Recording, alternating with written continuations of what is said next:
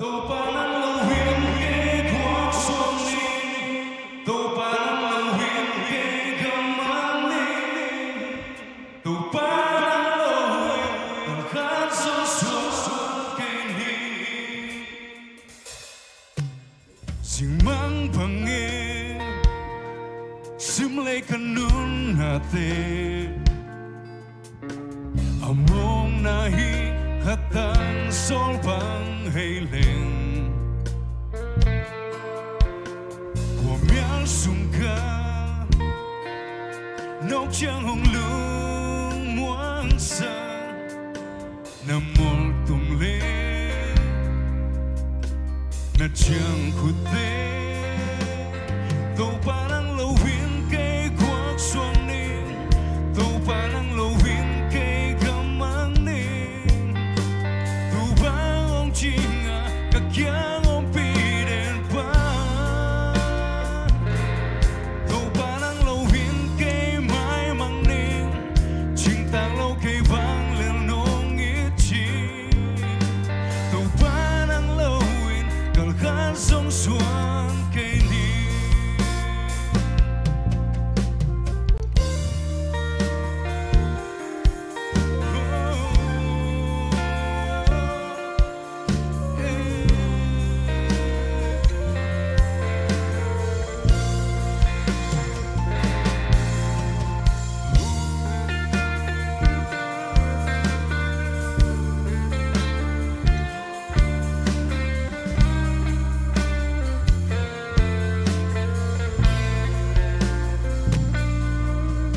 Simang pange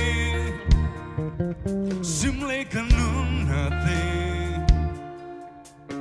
Among nahi hatang sol bang heiling. Của miếng sung ca nấu chang hồng lung muang sang nam mol tung le na chang khute tô pa nang lâu huyền cây khoác xuân niên tô pa nang lâu huyền cây gầm mang niên tô pa ông chinga kakyang ông pi den pa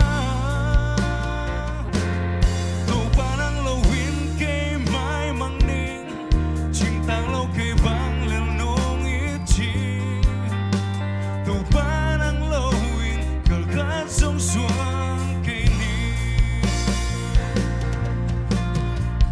Hiling hai tên hồng tại sân rộng cả lòng sim ca muang thiên hi nàng bé không kia sam hi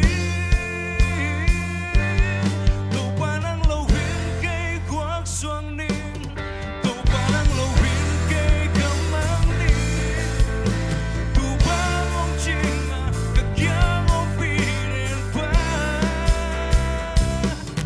tô pa nang lâu huyền cây mai mang niên ching tang lâu cây vang lên nong ít chi tô pa nang lâu huyền cần khát sông xuân cây niên